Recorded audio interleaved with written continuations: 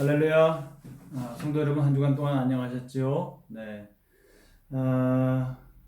하나님의 기대 속에서 기름 부음을 받았었던 사울 왕, 전쟁 수행 능력에 있어서 입증도 다 받고 그랬었던 왕인데, 하나님 앞에 끝까지 겸손했으면 좋았을 것을 사울 왕이 끝까지 하나님 앞에 겸손하지 못하고 하나님만 바라보는 신앙을 온전히 지키지 못함으로 말미암아서 오늘 사울이 폐위되는 그런 장면이 나타나게 됩니다. 사무엘상 13장부터 16장은요, 왜 사울이 폐위될 수밖에 없고, 그리고 왜 하나님은 새로운 인물을 요구하실 수밖에 없는가라고 하는 그 이유를 설명하고 있어요. 물론 우리가 다 알다시피 사울 다음의 인물은 누굽니까? 다윗이죠. 그렇다면 다윗은 사울과 또 오늘 특히 우리가 좀 요나단에 대해서 좀 배워보려고 하는데, 요나단과 비교했을 때도 어떤 이유 때문에 다윗은 하나님의 마음에 합한 자이고 그가 새로운 왕이 될 수밖에 없었는가라고 하는 것을 우리가 알 수 있게 됩니다. 자, 오늘 13장을 우리가 살펴보게 될 텐데, 13장은 사울이 하나님께 버림받는 장면이 나오게 됩니다. 그동안 사실은 우리는 이제 이 사울이 버림받는 이야기에 대해서 잘 알고 있습니다. 그러다 보니까 전적으로 모든 잘못을 다 사울에게 뒤집어 씌우는 경향이 있어요. 그래서 또 많은 목사님들께서 사울의 결정적인 잘못에 대해서 집중해서 많이 설교를 하셨었기 때문에 이런 부분으로 생각해 보면 전적으로 다 모든 것이 다 사울의 잘못인 것처럼 우리가 생각하기 쉽습니다. 그런데 사실은 좀 오늘 13장 말씀을 좀 다시 한번 되짚어 보면서 과연 그렇기만 한 건가라고 하는 것을 좀 우리가 좀 살펴보려고 합니다.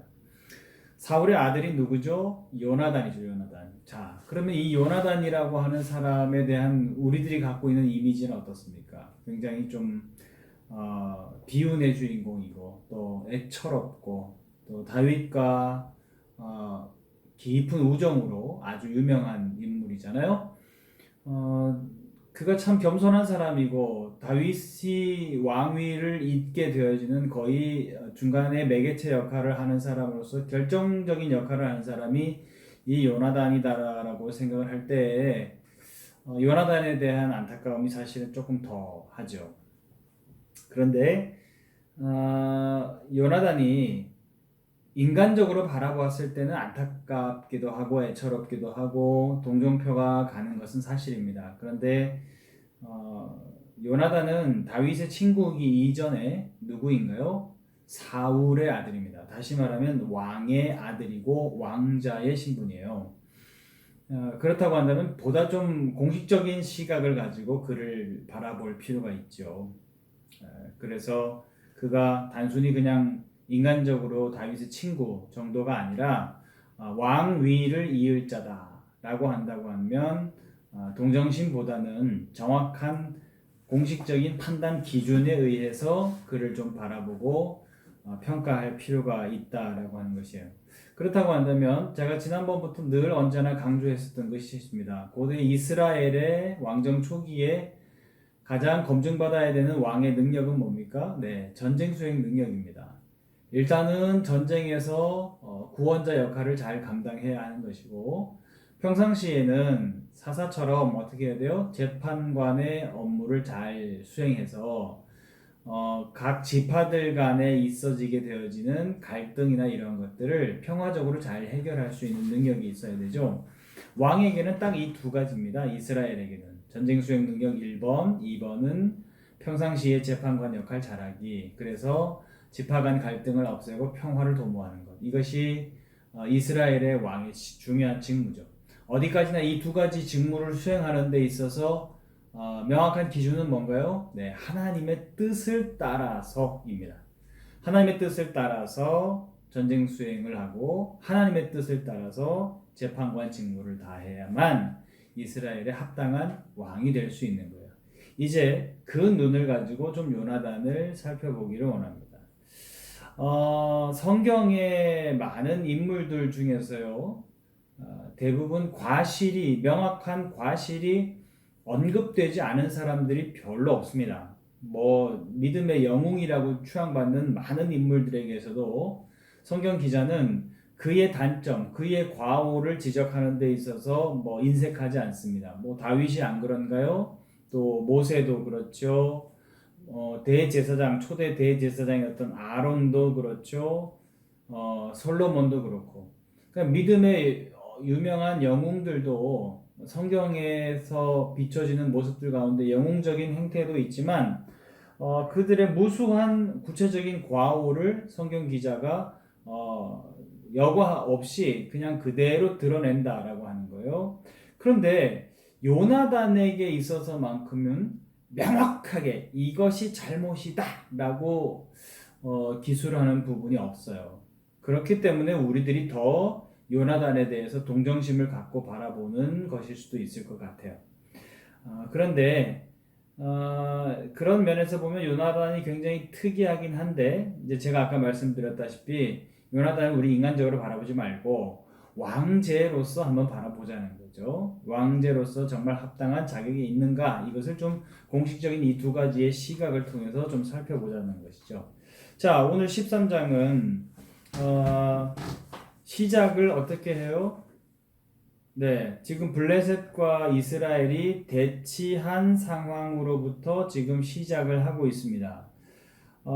일단 왕이 되려면, 이스라엘의 왕이 되려면 세 개의 단계를 거치죠. 처음에는 일단 무엇인가요? 기름 부음을 받고, 그리고 두 번째는 전쟁의 수행 능력을 실전을 통해서 테스트를 통해서 인정받고, 그 다음에 공식적인 등극을 하게 되는 3단계의 과정을 거치는데, 사울이 그랬죠.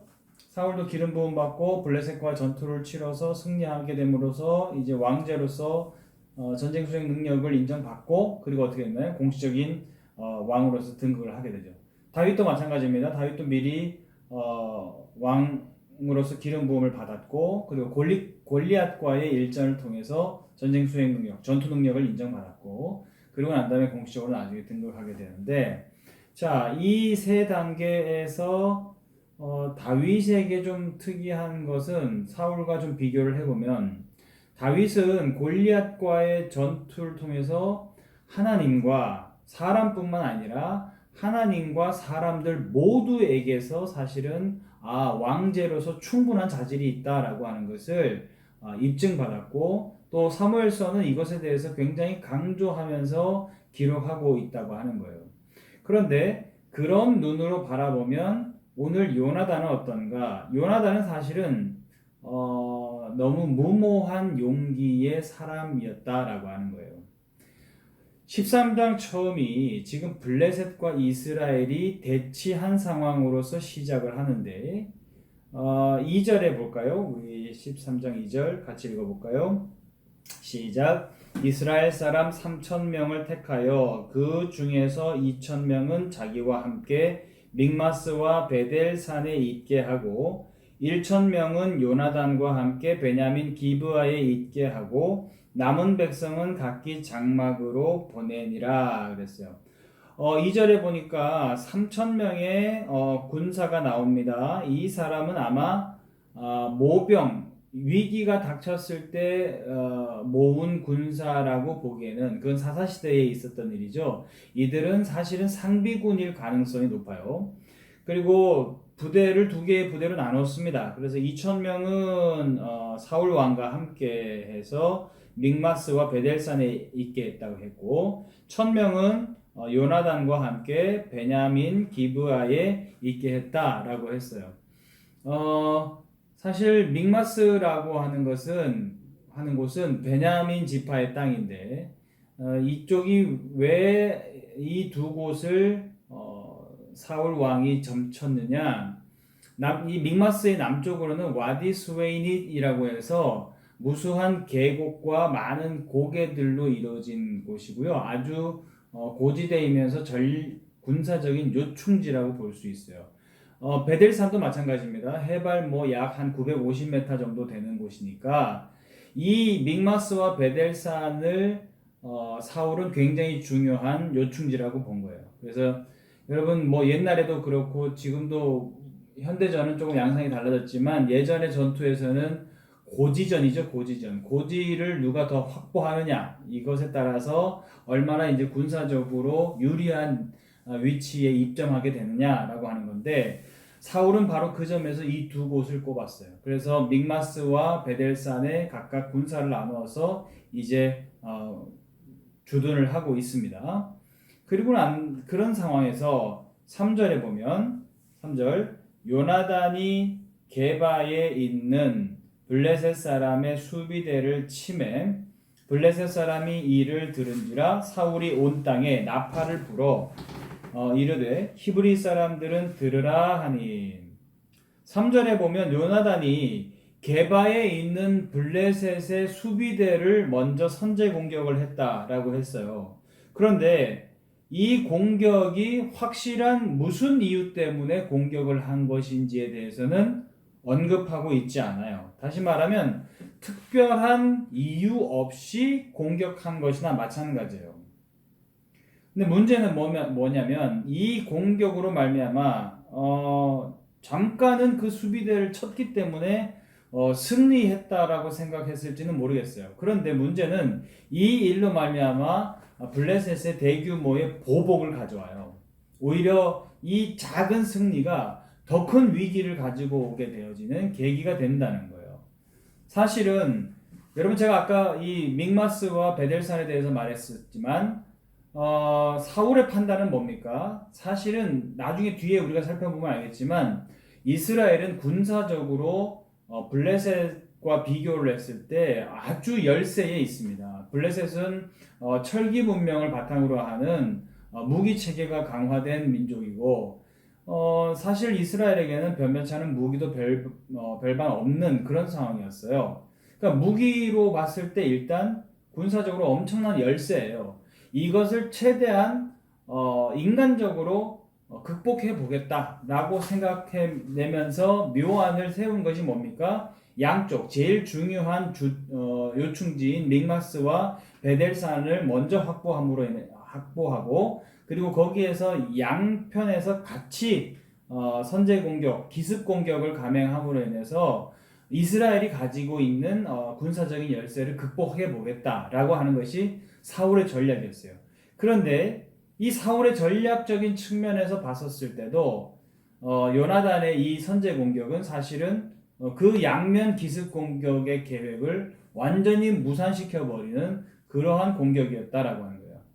이렇게 바라보면 전쟁 수행 능력에 있어서 입증받아야 되는 왕제로서 바라봤을 때 요나단은 전쟁의 상황 판단이 되지 않고 있는 상황이에요.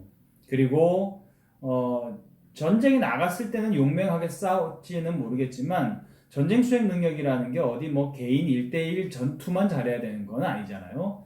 전쟁 전체를 지휘하고 통솔을 해야 되는 입장에서 그 모든 것이 다 수행 능력의 평가 기준인데 그것에 바라봤을 때는 전쟁의 전체를 바라보는 그 판도를 읽는 상황 판단에 있어서 좀 부족한 점이 많았었다라고 하는 것을 오늘 요나단이 드러내고 있어요.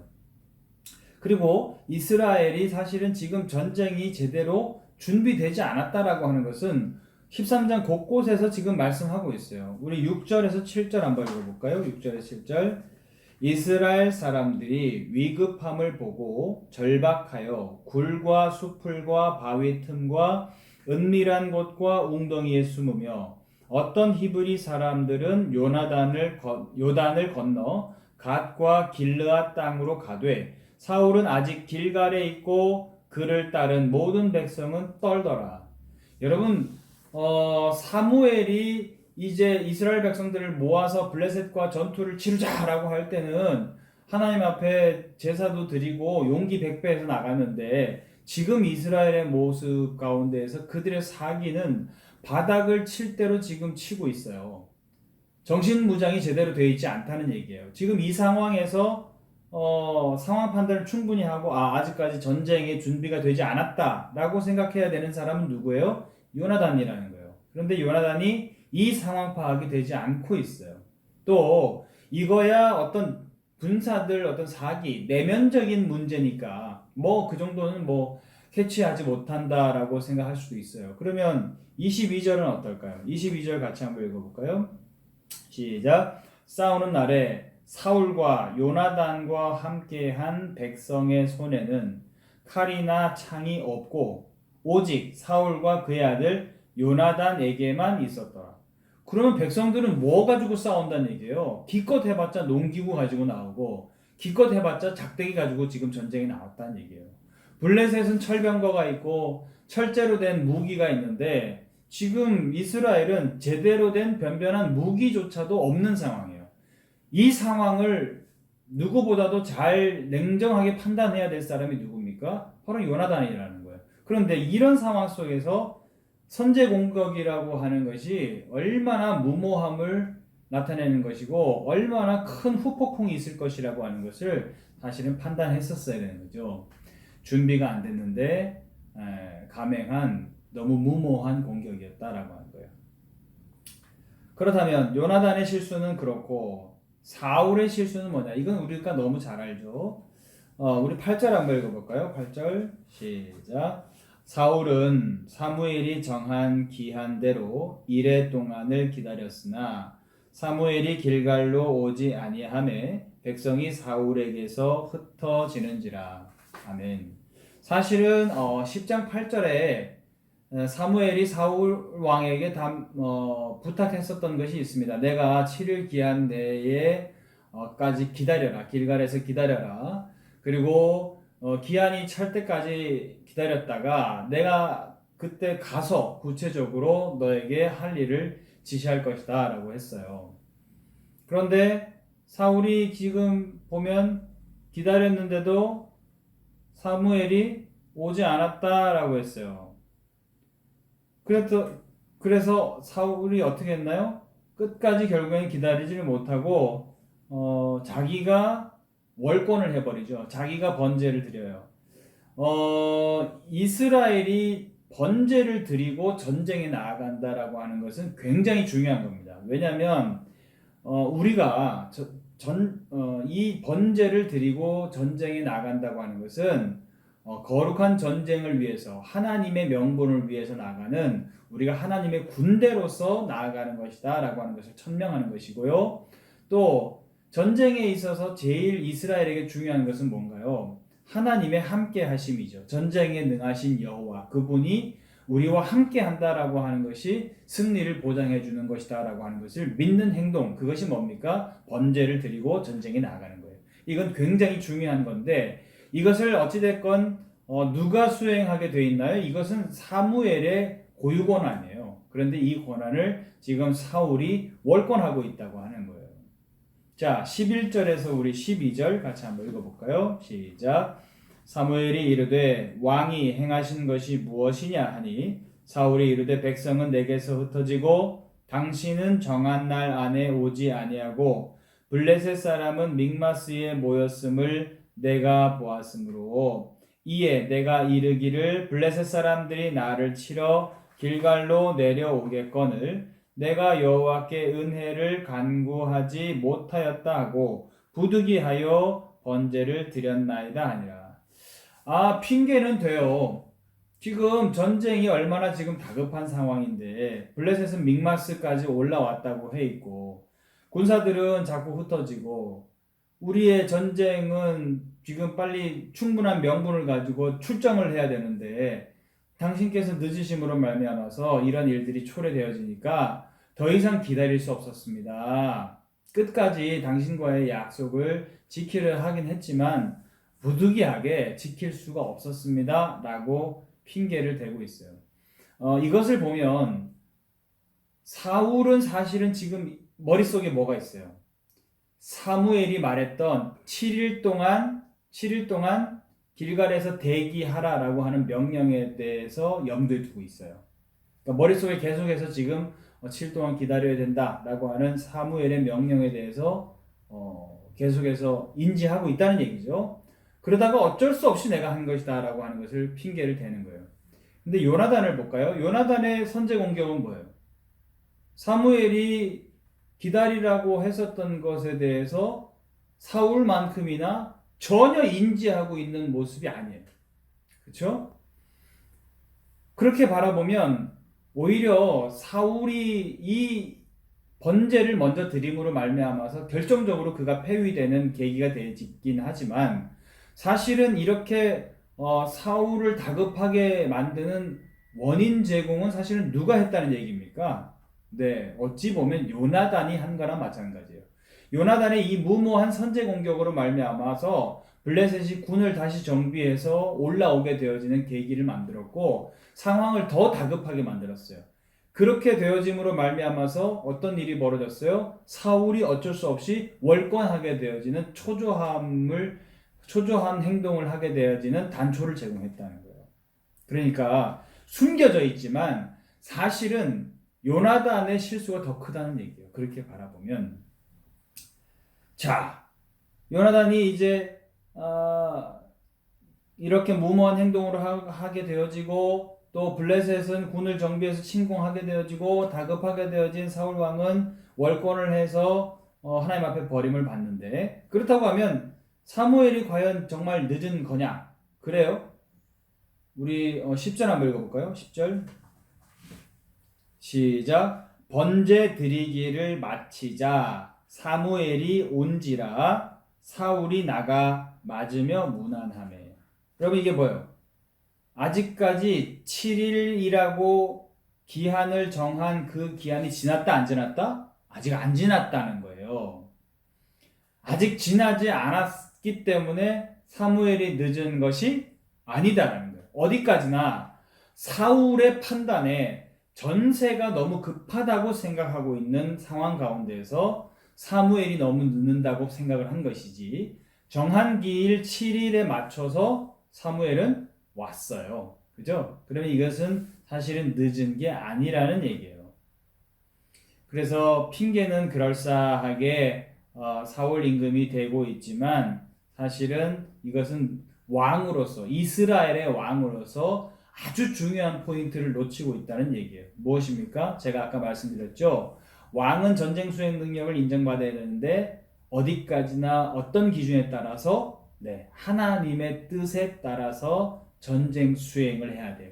그런데 하나님의 뜻이 아직도 명확하지 않은 가운데에서 전쟁을 급하게 시작한 것도 문제고 더군다나 하나님의 사람들, 선지자, 제사장의 고유 권한인 사무엘의 권한에 대해서 왕이 월권했다. 이것은 뭐냐면 공식적으로 어떤 한 사람의 실수라고 바라보기보다는 모든 국민을 대표하는 왕으로서 이것은 결정적인 폐위의 요인이라고 하는 거예요. 이스라엘은 어디입니까? 바로 하나님이 다스리는 여전히 신정 국가예요. 왕이 존재하긴 합니다. 왕이 왕정 제도를 처음에 출범하자고 제안했을 때의 요소는 뭡니까? 사사 시대는 모병이 원활하지 않다. 그러다 보니까 전쟁에 있어서 수행하는 데 있어서 어려움이 많았다. 그렇다고 한다면 왕이 있어서 상비군을 운영할 필요성은 분명히 있다. 그 점은 충분히 우리가 받아들여요. 그런데 하나님께서 분명히 하신 것은 무엇입니까? 그럼에도 불구하고 이스라엘의 왕은 그렇다고 한다면 가져야 되는 생각이 뭡니까? 하나님이 우리의 왕이시고 나는 청지기이다. 그래서 하나님의 뜻을 따라서 왕정제도가 가지고 있는 좋은 제도적인 시스템적인 이점도 챙기면서 하나님의 뜻을 따라서 그것을 수행해 갈 수 있는 운영해 갈 수 있는 사람이 바로 이스라엘의 왕이어야 한다는 거예요. 그런데 지금 사울의 이 행동은 전적으로 하나님의 나라이다. 이스라엘은 신정국가이다. 신정국가에 기반을 둔 왕정제도다라고 하는 것을 완전히 뒤집어 엎어버린 거죠. 자, 이렇게 해서 결국에는 사울은 폐위되고 맙니다. 이렇게 바라보면 사울만 하나님 앞에 버림받았다라기보다는 공식적으로는 여기에서 명확하지가 않아요. 사울 당신만 버림을 받은 것입니다 라고 사무엘이 말한 것인지 아니면 그 왕가 전체를 다 하나님께서 버리신 것인지 명확하지는 않지만 요나단의 행동을 곰곰이 우리가 살펴보면 요나단조차도 사실은 명확한 기준에 의해서 바라봤을 때 왕제로서는 부족하다라고 하는 것을 우리가 오늘 확인하게 된다는 거예요. 자, 이제 사울이 이렇게 버림을 받고 난 다음에 15절 이하에서 사울이 이제 버림받은 이후의 여러 상황들을 묘사를 합니다. 자, 우리 8절 한번 볼까요? 8절. 사울은 사무엘이 정한 기한대로 이레 동안을 기다렸으나 사무엘이 길갈로 오지 아니하매 백성이 사울에게서 흩어지는지라. 사울이 월권에서 제사를 지낸 이유는 뭐다? 백성이 자꾸 흩어지니까. 그죠? 군대가 자꾸 흩어지는 것을 방지하기 위해서 월권을 했어요. 그런데 그러면 이렇게 먼저 월권을 했으면 그 제사 행위가 성공을 했어야 되죠. 그런데 실패해요. 우리 15절 한번 읽어볼까요? 15절 시작. 사무엘이 일어나 길갈에서 떠나 베냐민 기브아로 올라가니라. 사울이 자기와 함께한 백성의 수를 세어보니 몇 명? 600명 가량이라 라고 얘기해요. 여러분 제사를 그렇게 해서 먼저 지냈으면 백성들이 남아 있어야죠. 아까 처음에 함께 했었던 군사가 얼마라고? 3,000명. 더군다나 사울과 함께 했었던 백성은 얼마예요? 2,000명이에요. 그런데 흩어지는 것을 보니까 위기의식을 느껴서 제사를 지냈다면 그래도 반수, 한 1,000명 남아 있어야죠. 그런데 수를 세어보니까 600명 가량 정도 있다. 이것은 사울이 독단적으로 제사를 드린 것이 실패다라고 하는 것을 우리에게 말씀하고 있다는 거예요. 또 무기를 비교하고 있는데 제가 아까 그랬죠. 이스라엘이 전쟁 준비가 되지 않았다고. 19절 한번 읽어볼까요? 19절 시작. 그때에 이스라엘 온 땅에 철공이 없었으니 이는 블레셋 사람들이 말하기를 히브리 사람이 칼이나 창을 만들까 두렵다 함이었더라. 이스라엘에는 철공이 없었어요. 철기 기술을 가지고 있었던 블레셋이 이것을 통제했어요. 왜? 이스라엘이 철 다루는 기술을 가지게 되어지면 무기를 강화하게 될 것이고 이것이 훗날 자기에게 위협이 되기 때문이다 라고 판단했다는 거예요. 자, 그랬는데 그런 상황에서 22절은 뭐예요? 사울과 요나단에게만 무기가 있고 전쟁에 나왔다고 하는 군사들에게는 변변한 무기도 없었다고 22절이 우리에게 말하고 있다는 거예요. 그러면서 이제 13장을 마무리하는 시점에서 그런 생각을 하게 되죠. 이 모든 것들을 다 종합적으로 판단해 봤을 때 앞으로 이 블레셋과의 전쟁이라고 하는 것이 쉽지 않겠구나. 정말 블레셋과의 전쟁에서 승리를 위해서는 무기도 열쇠지. 그죠? 그리고 지금 군을 지금 지휘하고 있는 왕도 하나님의 뜻을 저버려서 하나님께 버림받았지. 그러니까 새롭게 등장하는 리더는 이거 정말 쉬운 싸움이 아니겠구나. 그런 생각을 우리가 하게 되어지죠. 그래서 왜 이 시점에서 사울이 폐위될 수밖에 없는가? 그리고 왜 이 시점에서 이스라엘에게는 하나님께서 새로운 지도자를 요구하시는가? 라고 하는 것을 우리에게 13장이 말씀해 주고 있다는 거예요. 사랑하는 여러분, 우리 요나단이 왜 그래서 왕이 될 수 없는지를 우리가 좀 살펴봤는데 인간적인 생각을 유지하는 것은 여러분은 자유입니다. 네, 얼마든지 동정심이 가고 또 다윗과 절친이라고 하는 이유 때문에 얼마든지 우리가 그런 부분에 대해서 마음이 가는 것은 사실이지만 왕제로서 냉정하게 평가를 해보면 요나단도 왕제로서는 실패한 사람이다 라고 하는 것을 오늘 본문이 우리에게 간접적으로 드러내주고 있다는 거예요. 그렇게 되어지니까 새로운 리더십, 다윗에게 우리가 더욱더 집중하게 된다는 것이죠. 자, 다음 시간에 우리 계속해서 14장을 살펴보면서 왜 이스라엘에게 사울은 폐위되고 될 수밖에 없었고 새로운 리더십이 필요한지 우리가 더 살펴보도록 하겠습니다. 감사합니다.